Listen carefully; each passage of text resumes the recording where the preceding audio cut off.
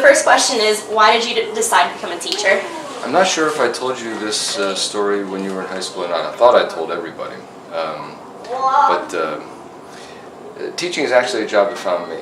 I was not looking to change careers. As you know, I was a preacher for 25 years prior to becoming a teacher. And I thought I was going to spend the rest of my life happily in a parish someplace. But the summer of 2002, I found myself kind of in between parishes. And it was a really dicey time. The tech bubble had just burst, and you were very young at the time. 2002, good grief, you've been like second grade or something like that. But the tech bubble burst. A lot of people who work in the IT field were being laid off. My wife was one of them. And here I was in between parishes. We had 2 kids. What were we going to do? Out of the clear blue sky, I got a call from Liberty Middle School on the 16th of July, so right smack in the middle of the summer. And I don't know if you remember Mrs. Evans from Liberty. Called me up and said, listen, we hear you know Latin. How would you like to talk to us about being our Latin teacher? The school's opening up in September. And I said, who are you? How did you get my name? Well, the Latin teacher mafia is extremely efficient. They wanted to teach Latin. It's a brand new school. They wanted to teach Latin, but they couldn't find a Latin teacher. Latin teachers are hard to find. So they asked around, do you know any available Latin teachers? Well, I don't know, but I'll ask so-and-so. Well, somebody talked to the Latin teacher at Lake Braddock, where my kids had gone. And Patty Lister, who was the Latin teacher there at the time, said, one of my students had a father who has a degree in Latin. What was her name? I'll find that for you. And that's how they found me. Well, as I say, I was between jobs, and I thought, well, I can go interview, what the heck. So they set up an interview for the next day. And so I went. And they offered me the job on the spot. And I was unaccustomed to this because churches never make up their mind about anything that fast. So I said, you don't even have to go think about it, run it by a committee. The principal looked at me and said, I'm in charge. I decide. The job is yours. Do you want it or not? I said, okay. And I figured I would do that for a year while I was looking for another job in a parish. Well, the short of it is I decided I liked teaching better. And so I didn't come to this conclusion right away. My wife had to slap me around a little bit. She said, you're having more fun as a teacher than I ever saw you have as a preacher. Why don't you do this? And so I did. If you had told me 20 years ago that I was going to find the kind of vocational fulfillment that I found as a teacher, spending all day, every day with teenagers, I would have said, check your meds, something's off, But I still look forward to going to work every day. I still put on a tie every day. Some of my students think I wear a tie to bed.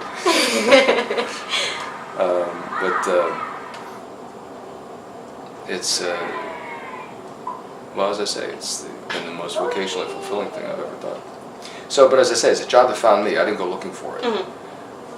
And it found me, ready to step into this.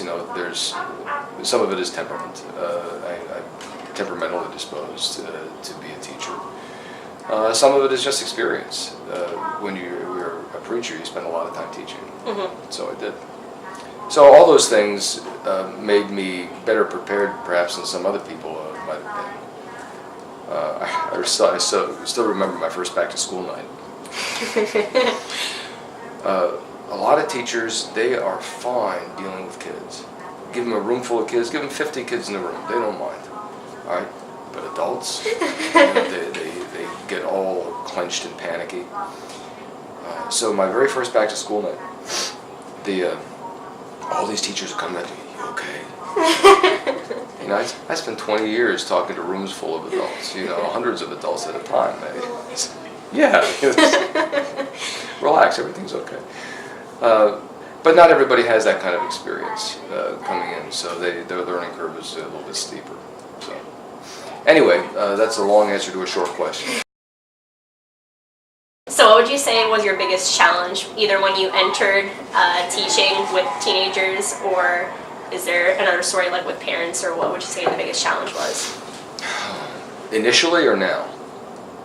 Either. All right. One of the biggest challenges that not just I face, but all teachers face and the system faces, frankly, is parents who don't understand the educational needs of their children and the educational function of the school and the educational function of parenthood. They don't get it.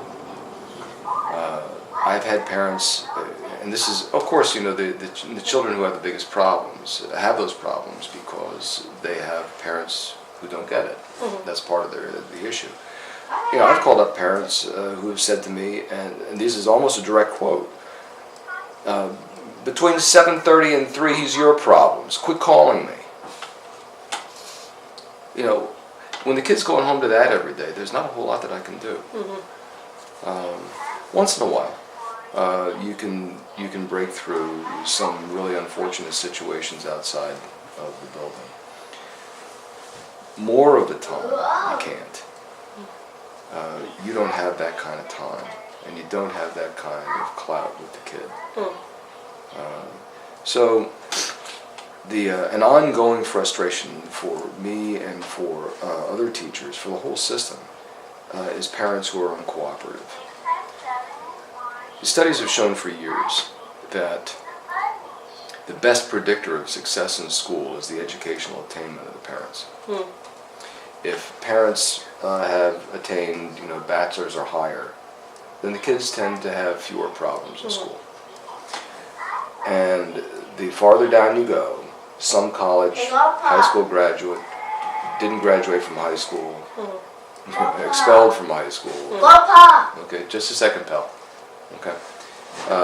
These are the kids who have the biggest problems. So, anyway, I know that was another long answer to a short question. So, would you say that, in short, parents are the biggest challenge? Parents are a very, very big problem. Okay. Now, I'll tell you another one that's a huge challenge, and your professors are not going to like this. All right. Too many people who have not seen the business end of a classroom in too long a time are telling teachers what to do, and they're just wrong about so many things that they're recommending. We had this in-service thing in November. There is a professor from UVA, Carol Ann Tomlinson, did a webinar for us. The technical aspect of it was appalling.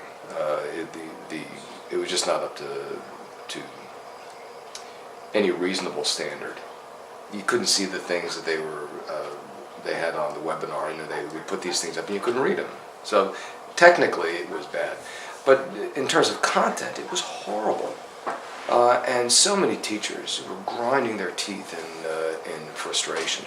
So, Jesse, absolutely not. All right, in a few minutes, I said. Okay.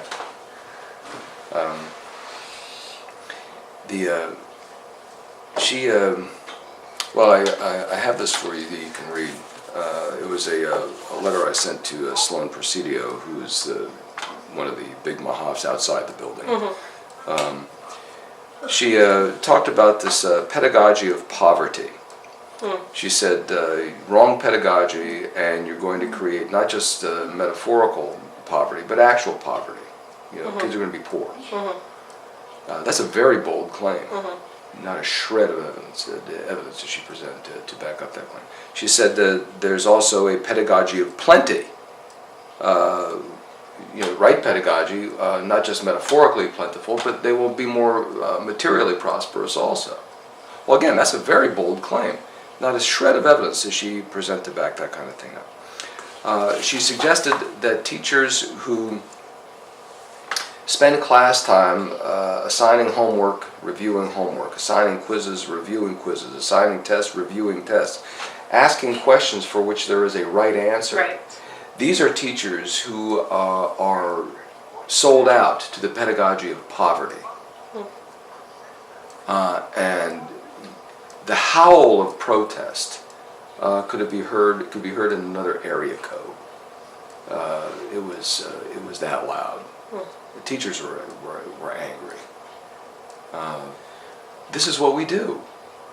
You know, how on earth, for instance, can you teach a language and ask questions for which there is not a right answer and still claim that you're doing your job? You know? Well, what is this? Well, you know, this is a prepositional phrase. Well, only in a manner of speaking. No, it's a prepositional phrase. You know, math teachers even more so. You know, this equation is properly factored. Well, maybe for you, but not for me. No, it doesn't work that way. You know, some questions have right answers. If you want to learn how to advance in mathematics, there are right answers. If you want to learn how to advance, to improve your reading and writing skill, there are right answers. So what do you think about the English content area in terms of what Caroline is saying? What Caroline Tomlinson's advice to us was profoundly wrong-headed and deeply offensive. But it does point to one of the problems that we're experiencing, particularly in the area of English. Now, this is the area you're going into. The biggest issue that we have right now, if you listen to some of the people outside the building, is critical thinking. Critical thinking, critical thinking, critical thinking. It's all day, every day, critical thinking. Critical thinking will make you taller. Critical thinking will get you a date on Saturday night. Jesse, not right now, pal, okay? I have to talk to Miss Carlick for a few minutes, okay? Besides, you haven't finished the math bit yet, have you? Okay. Anyway, we don't have a critical thinking problem. We don't. We're not at that level yet. Our problem is reading comprehension. And it's not a decoding issue.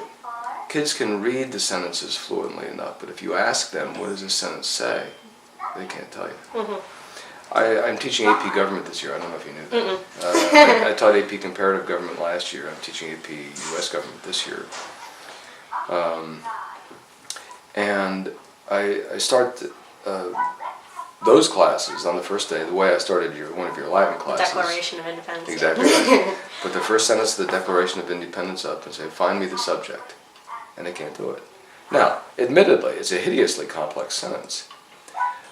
But in an AP Government class, if you cannot discern what the meaning of the first sentence of the Declaration of Independence is, I'd say you have more than just an academic problem. You have a civic problem as well. And they can't do it. They can't find the main verb either. That's an easier question. But they can read it. You know, they can read the whole thing, start to finish. You know, what does it say? They don't know. We have a reading comprehension problem. Until we slay that dragon, then critical thinking is not an issue that we have. You know, and part of the issue with reading comprehension is basic grammar. You know, now I know you've heard my homilies on this many times, and I'll spare you all. But I will tell you about a conversation I was having with Mr. Bora. He's still our English department chair. This is 2 years ago. We were talking about. I've been arm wrestling with Brian for years. I say, Brian, we have to do something about these freshmen. They don't know what an adjective is. You know, they should know that in 4th grade. I know, he says. But we can't take time out from what we're doing in high school. We have too many other drivers. I said, but Brian, we can't leave them with. I said, how come? Let's take the first semester of freshman year. First semester of freshman year, and we make it an intensive experience of English grammar. So at least they have the technical vocabulary to understand when we're trying to describe a writing problem to me. You got a problem with pronoun antecedent agreement here. They know what a pronoun and antecedent is then. You know what I mean? So then what about No Child Left Behind in terms of... I haven't gotten the end of the story. Jesse, you're going to have to hang on a second, okay? Anyway, So, why can't we do that for the first semester of their freshman year? It was just the two of us sitting in my room. He got up and he went and closed the door. He came back and sat down. He says, the fact is there are only 2, maybe 3 of us in the building qualified to teach such a course, and 2 of them are sitting right here. One of the problems that we have is that we would have to retrain the whole staff to be able to do this. Our English teachers don't know enough grammar to teach. And that's the truth.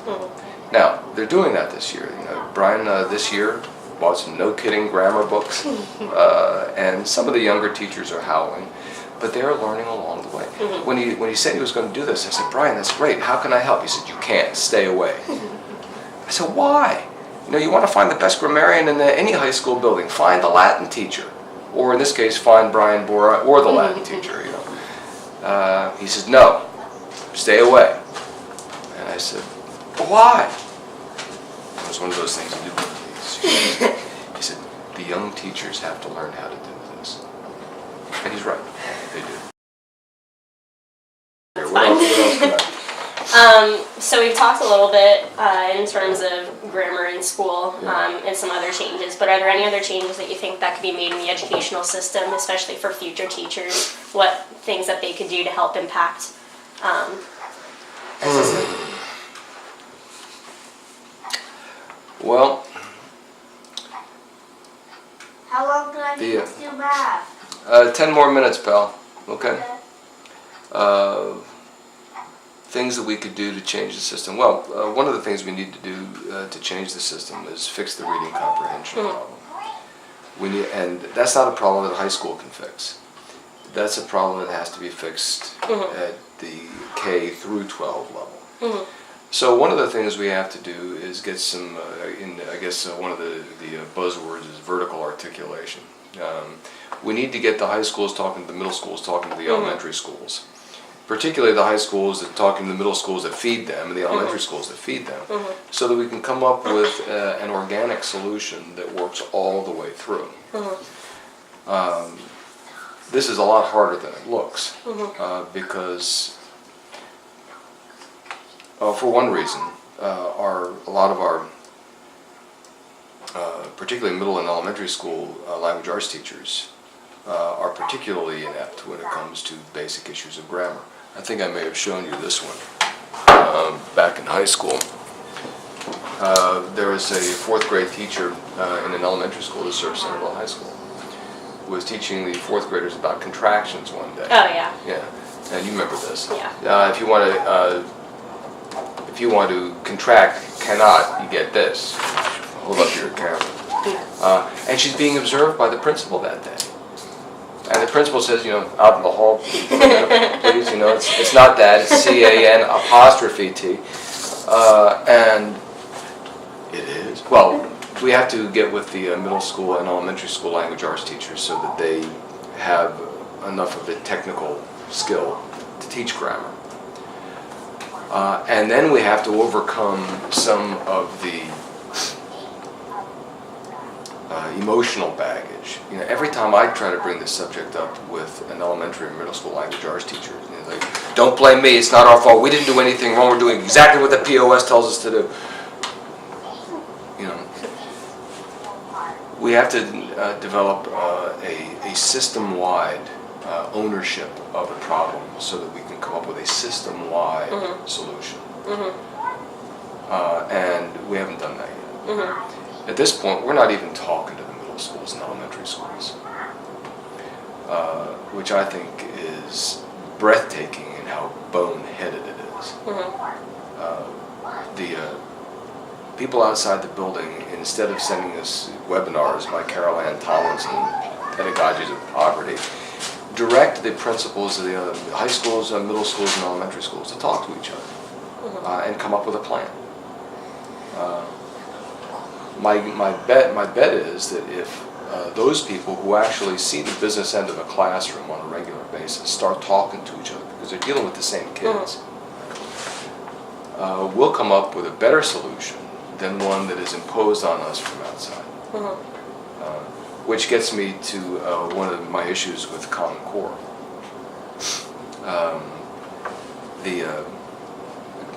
I come at this partly from my experience in teaching U.S. government. There's a reason why the federal government, government corporations like Amtrak, the U.S. Postal Service, Jesse, why they're so inefficient. You know, the U.S. Postal Service is, gazillions of Jesse. No.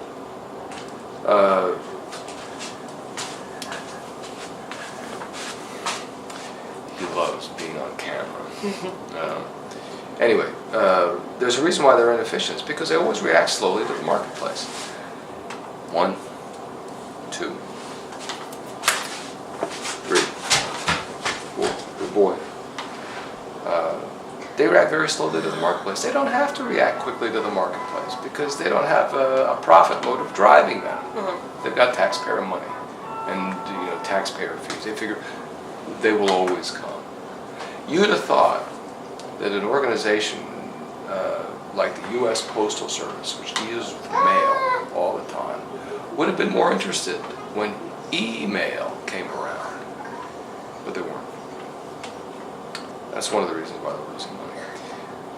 The government always reacts too slowly to changes in the business environment. Government reacts too slowly to changes in the educational environment also. Common Core is the skinny end of the wedge that leads to more and more and more federal involvement in the delivery of public education. They react too slowly. So would it have been more effective if it was done sooner? No. I don't think it would be more effective at all, having more federal involvement. Have no fear, the U.S. House of Representatives is on the job is usually not a cause for confidence when it comes to matters of education.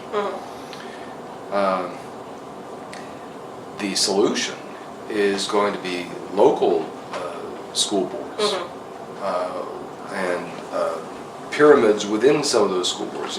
Getting the Centerville pyramid to work more efficiently. The creativity is going to come there. The solutions to problems like reading comprehension and when we get to it, critical thinking are more likely to come from those kinds of interactions than from something like Common Core. Common Core, despite what Jeb Bush says, is a step in the direction of creating a national school board. I don't think that's a solution to anything. And that's not an ideological observation. That's, I think, a practical one. The federal government just reacts too slowly to changes on the ground. So that's why I don't think it's a good idea. Now, the way we're doing things right now isn't getting the job done either. But we should be changing the way we do things and not getting the federal government involved. That's what I think. I think I'll just end on this last question. Is there any other advice that you could give someone studying to become a teacher? Okay. Yes. Papa. This is for you. Okay. And you can read that. Okay, I'll get it in a sec. Every so often, I'm asked by students for advice their senior year, and I'm always happy to give advice. Last year, my government class asked for advice. This was my advice to them. And it's my advice to you. This a student gave this mug to me, having heard this. Love the children with everything that you've got, and love them with the gift that you have.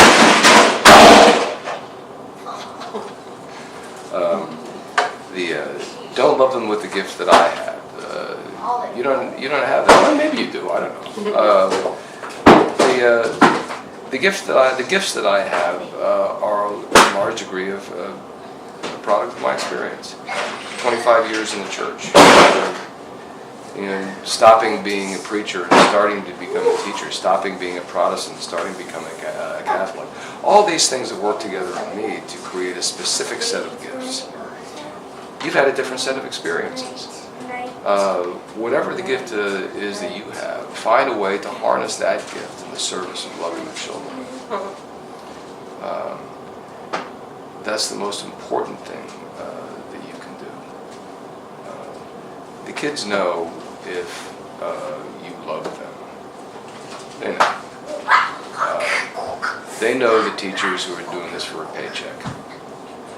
And they know the teachers who are doing this because they care about the people that they are teaching.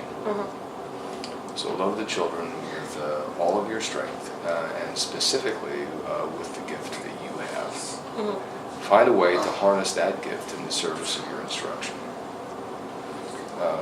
One of the advantages of being an older man is that I can bring a lot of my experience as a father and a grandfather to my interaction with students. That's not an advantage that you have, but you have advantages that I don't, whatever they are. Find a way to harness them in the service of your instruction and the service of loving the students. They'll know. They'll know just that fast. And it will make them better. Better students, better people. It'll make you a better teacher and a better woman.